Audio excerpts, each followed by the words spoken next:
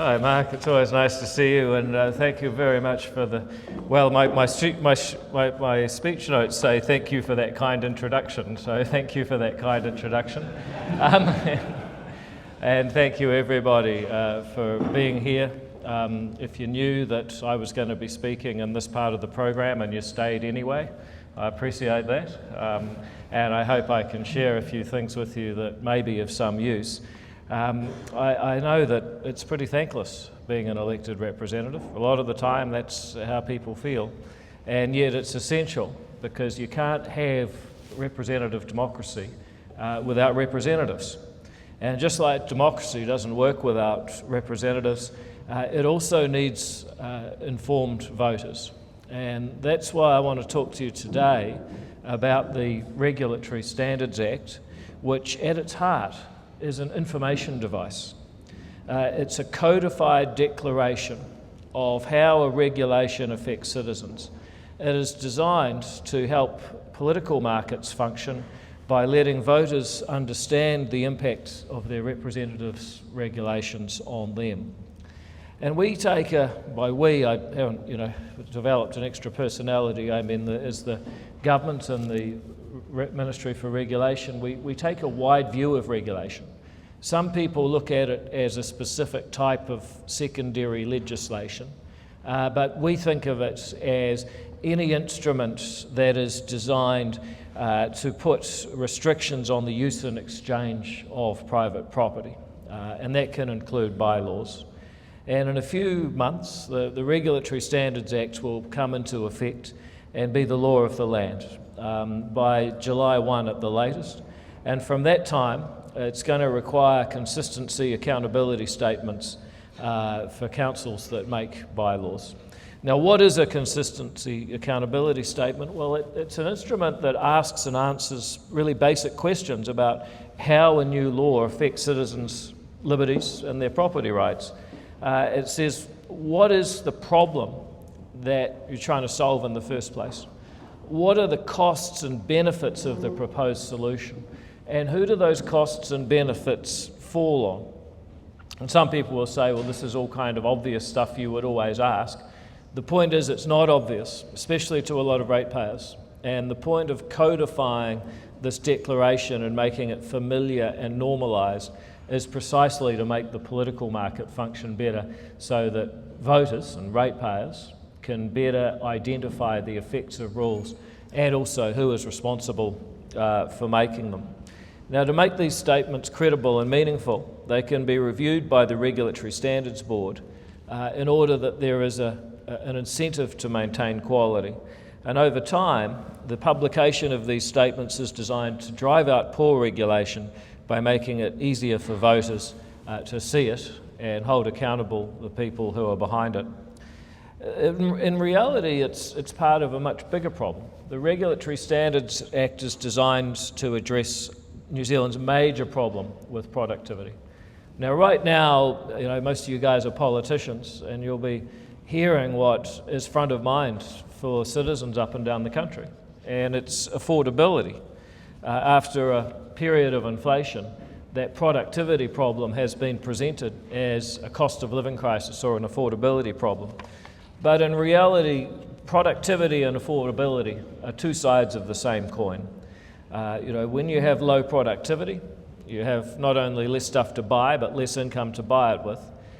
We have really, at heart, a productivity problem presented as an affordability problem. And I'm sure you will have heard the average rates bill has increased by 43% since 2022. And you can understand when people look at things like energy, food, petrol, you can understand why people have become jaded out there and very frustrated with affordability and ultimately productivity. But as a council, you're in a strange position. You're actually a victim and a perpetrator of regulatory costs. For example, when you think about earthquake strengthening, which I might talk a little bit about later, and also you think about temporary traffic management, in these areas, councils are very much the victim of regulatory impacts that's been put onto them. Having said that, it's also true that in the eyes of the public, the council is one of the major regulators they encounter who is putting costs onto them. So I would argue that all of us, in our private lives, as politicians, as councils and as ratepayers, have an incentive to get on top of regulatory cost. And by the way, it's not just money. It's also culture, and it's also things that are stopped from happening due to regulatory impact. You think about property developers who just don't do a deal, don't develop a development because of the regulatory costs that they face. The community parades that disappear because, it's actually become too hard to commemorate Anzac Day for a lot of communities in this country. That's where we've got to. One of my favourites, or whatever the opposite of a favourite is, my sort of ironic favourite, is I visited the school where Sir Edmund Hillary learned to climb. The climbing walls have all been roped off because, it's too dangerous. What could happen if young people start learning to climb in New Zealand? We just can't have that, and of course, luckily, the health and safety laws have stopped it. I mean, it's not just money, it's also the fact that we, in a very tangible way, actually couldn't produce one of our greatest ever citizens today because of this cultural shift through regulation. But there is a solution. There is something that all of us can do, and it's going to be much easier than you think. What we need to do is do far less. We have spent far too much time inflicting costs on people in the name of all sorts of regulatory agendas that weren't properly measured against what problem we're trying to solve, what costs are we putting on people, how does it affect their liberties and their property rights, who bears the costs, who gets the benefits.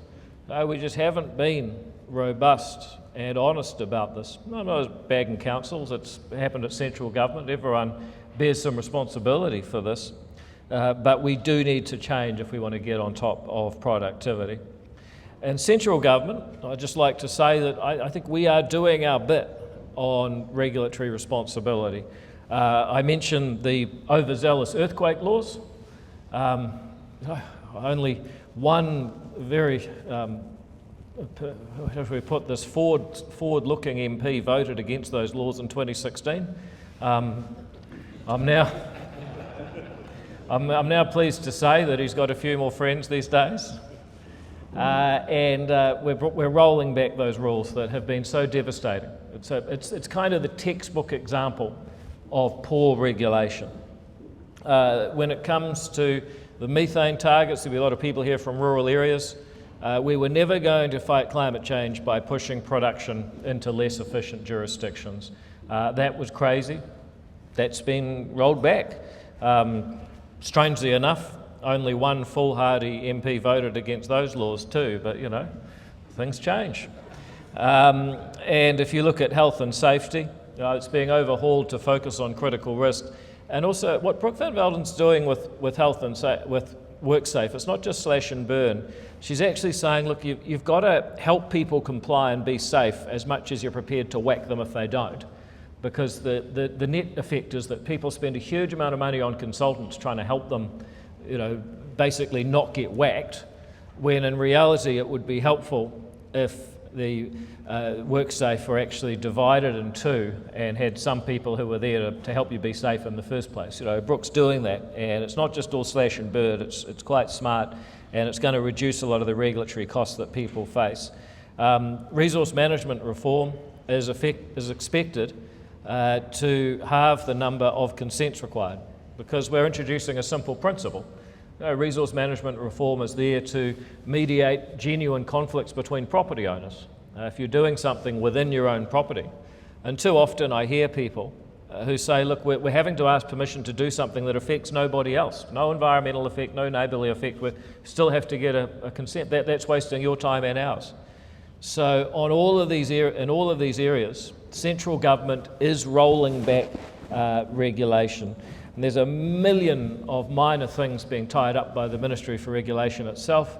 Even just the ability to bake a cake without a council inspection. You no longer have to get a council inspection to run a hairdresser, which half of them weren't doing anyway. I guess you probably don't care about that so much now, Mark, but it's important to a lot of people. I've actually run out of using that joke on Chris, so you're the new butt of it. And you can put a garden shed in your backyard, wherever you like. I mean, as a frontier for freedom, it's not quite how I imagined my career would go, to be honest, but nonetheless, we are knocking back red tape every day, and we estimate that we've saved about 280 million across the economy through the Ministry of Regulation's first 2 years of knocking out silly rules. And they add up, but I mean, without wanting to criticise, I don't know if Wellington's a member of Lgnz. You are? Oh, great. Good.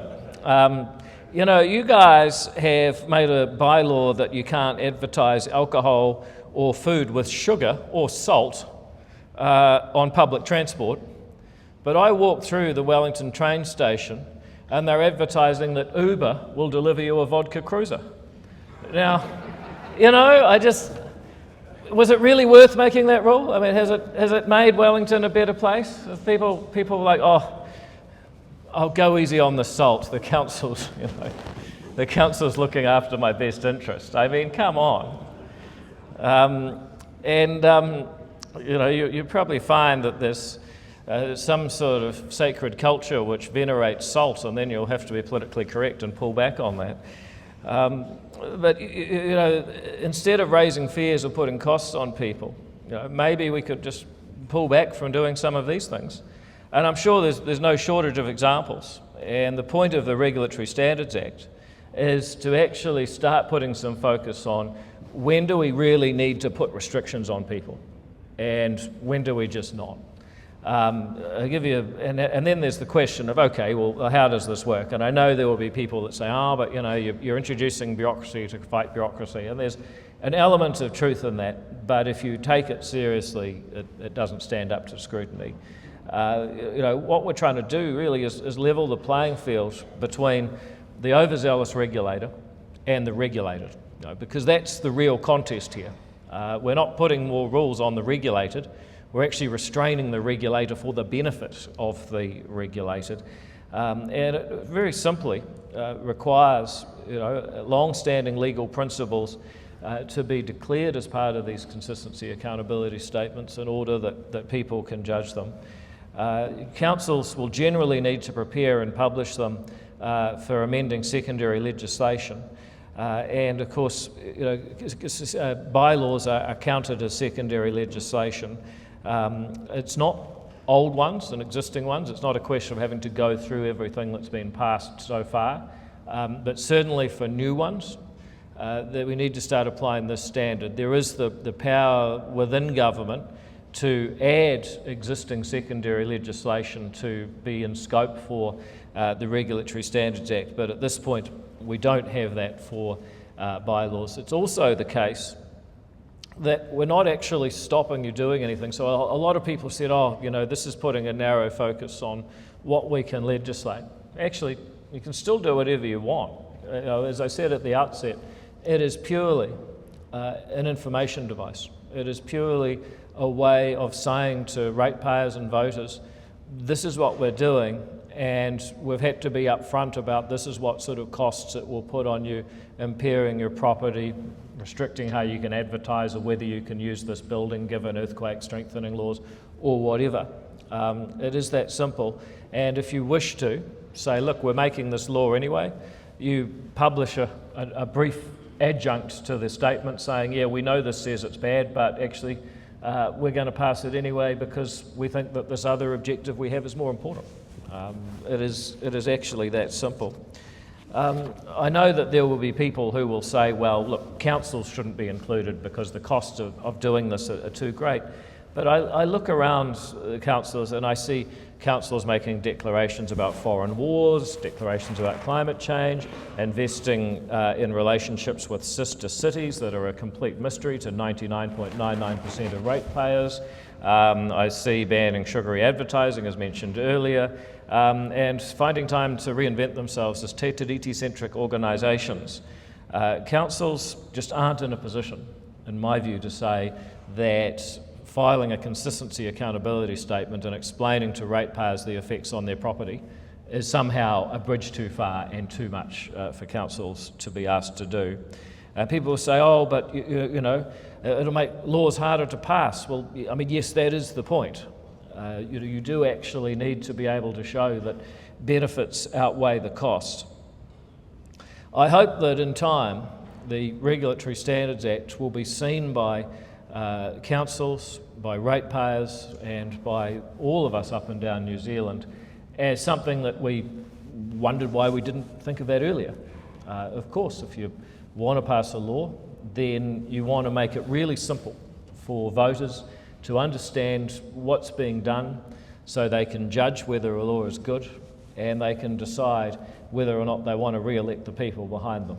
And we'll say, gee, that's crazy. How did we have democracy for so long without just having a really simple codified way of understanding the impacts of laws so that the political market can function? That's where I hope it will get to. But in the meantime, I'd invite you to just take the 15 minutes just to download the Act, have a look at what it says, especially look at Section 9, and ask yourself, is this actually pretty close to what I think lawmaking should be anyway? I would guess that for a lot of people it will be. And if you do that, the conclusion you might come to is, gee, some of the things I've heard about this possibly weren't entirely accurate, and some of the things that I've seen in here I hadn't previously heard about, I'm really looking forward to embracing.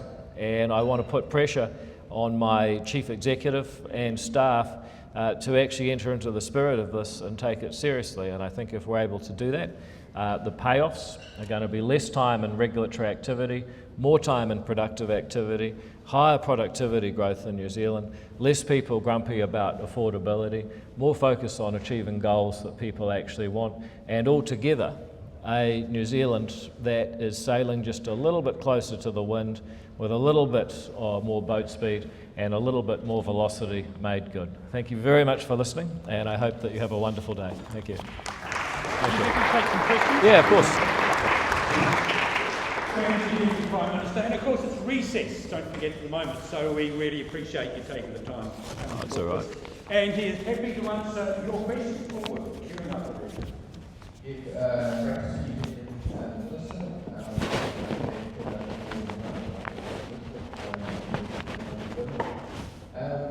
Really good to hear some of the things you said, and comment on a couple of things.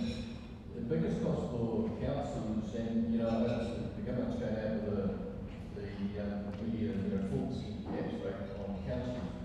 But what they don't mention is it doesn't include water and wastewater. Now, for all the councils probably in this room, our biggest cost has always been our water and wastewater, and that is meeting the regulators' expectations and consent conditions. Now, I'll give you a couple of examples. Just recently, our neighbouring council had $8 million for an upgrade on their small wastewater treatment plant.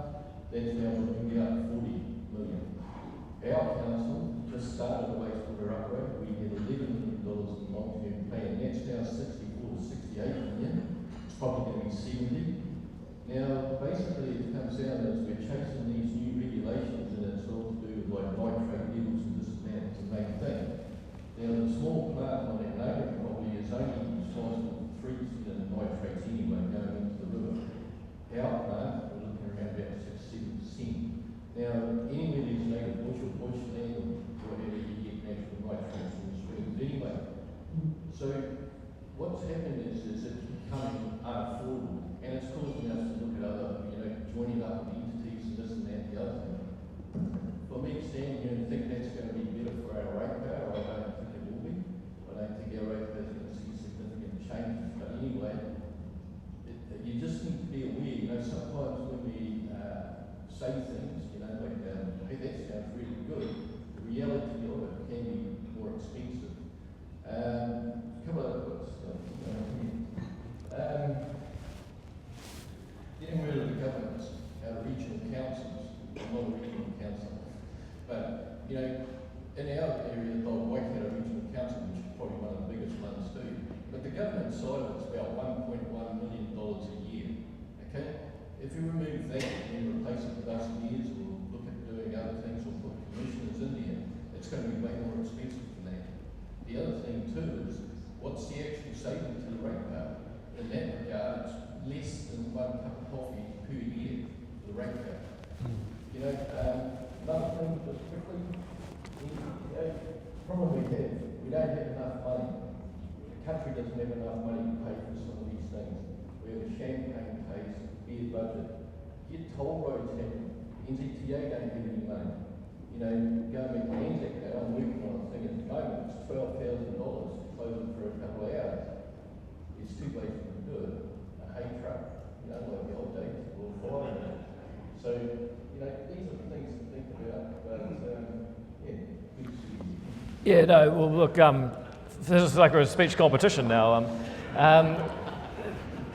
Thank you very much. So I'll try and address those 4 points as quickly as I can. The costs of the Three Waters and the regulatory costs that go on to Three Waters infrastructure, I've been highly sympathetic to that. One of the reasons that we're changing resource management law is to reduce the number of people who can object in the grounds they can object on, so we do have environmental limits, but we can actually get on with building a lot more stuff. I mean, I don't know if there's anyone here from my hometown of Palmerston North, but you know, the saga, hello, Your Worship, the saga that you guys have been through, so because you're somehow not allowed to discharge to the Manawatu River, even though I understand your treated water is cleaner than what's in there now.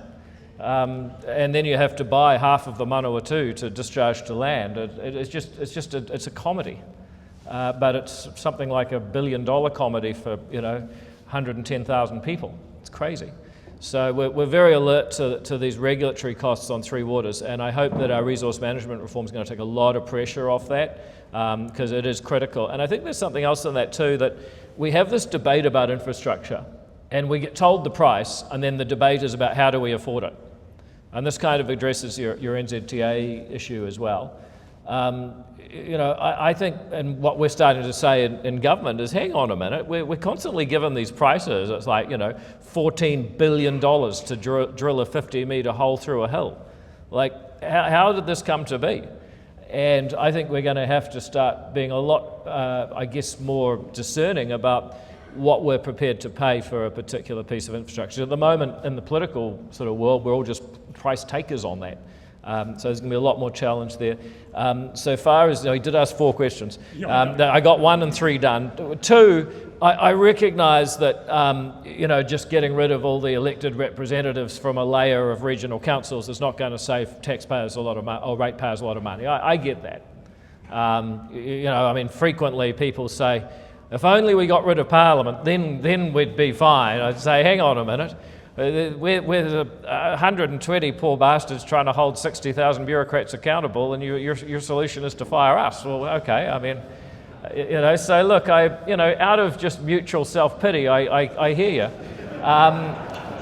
But in fairness, the government's proposed reforms, and really, at this point, it's just a bunch of mayors talking about it.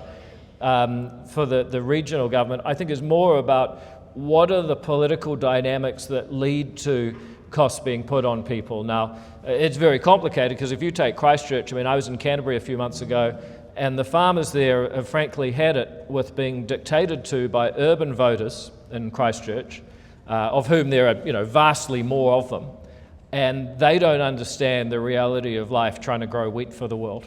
So they're voting for things that make no sense, and their representatives are imposing things that make no sense. And of course, there's actually not that many wheat farmers, so in a democracy, they're kind of screwed. On the other hand, once you start talking to them about, well, all those Christchurch ratepayers are paying a lot of money for a lot of the transport links that you rely on, but how would you like to pay for all of that? You go, oh, no, we like being in the region. So you've got the political economy and the fiscals are at odds with each other, and all I would say is that the only way to resolve that is actually, and I know it sounds like an answer for everything, but is to have better regulatory responsibility. Because if it wasn't normal for one group of voters to impose a set of regulatory solutions on another, then we wouldn't be having this argument, because you'd just say we're not going to make rules that don't stack up according to cost-benefit analysis, and identifying winners and losers and defining the problem in the first place. So, regulatory standards has the potential to calm down that regional urban fight that's going on and really is manifesting itself through the desire to get rid of regional councils. And then your fourth thing was about ANZAC. You said you're either going to use a hay barn or a fire truck. You obviously do ANZAC different from where I live, but... blocking the road. Oh, you just use that that's your temporary traffic management. Oh, that's great. Yeah, I'll take that back to Mount Eden and see how it goes. Yeah. All right, no, sorry, we've got to move on. We're just practically out of time. We've got a question down here. G'day, David. Scott Gilmore, Mayor of Tanakua. Thanks for your acknowledgement of the costs imposed by central government onto local government. And I've heard you talking about that a bit even during the rates cap debate. Some of these, you've heard a whole lot of these different costs. I'm not going to run through them. Audit is a really important one for us. The millions of dollars in this room that's just spent on audit costs are a huge burden. But my question is, great to see that hopefully some relief will come through to local government, to our ratepayers. But what might the practical implications or practical implementation of that be before rates capping sets in? Because that's going to be an important part of the puzzle for us to be able to meet the needs of our ratepayers, but also meet the rate capping legislation. Thank you. Yeah, well, I think in both cases you're looking about 2 years out. I don't have a sort of calendar on my mind, but if you look at RM reform, we're currently going through select committee. There's going to be a lot of panel beating of that, by the way. So people are sort of worried about RM reform. We know it's a draft. It's being panel beaten, and then you think about that coming into force just before the middle of the year, just after the middle of the year maybe, and then you've got about 2 years of implementation at council level before that becomes a reality. The rates cap proposal, if I recall, is on about the same time frame, so they do line up. Yeah. Okay, last question, Peter. It's not so much a question, because we are running out of time. Deputy Prime Minister, it's great to see you. When you say you are from Palmerston North, let me remind you, you are a son of the top region of this country. I'm not trying to be a funny guy when I say that you and I were seated on the stage, as it were, at the dawn ceremony on the 6th of February of this year in Waitangi. And you might remember me saying that as far as I was concerned anyway, Article 2 of Te Treaty o Waitangi, Kawamatapa, too often looks to Wellington in this building as Kawamatapa, less so to local government. And I was emphasising the point that we are in this together for the betterment of this country. So while I'm not necessarily referring to that as the question, too often I hear politicians who sit around the cabinet table, and you are the highest ranking politician who will address this forum, making very derogatory comments, particularly about regional councils, but councils in general. I can quote them, but I won't. I'm really trying to get the message across that we are in this together, and those sorts of comments, while we embrace change, must stop. You're right. Oh, yeah. Well, you know me, Peter, I'm a lover, not a fighter, and you guys can probably judge from the presentation today. I'm not bagging anyone. We do need to work together. We do need to be more constructive, and having a focus around a better conception of what good regulation looks like, I think is a good way to unite us. So, I think we are all together as one, brother. Great way to end. Thank you very much. Ka kite.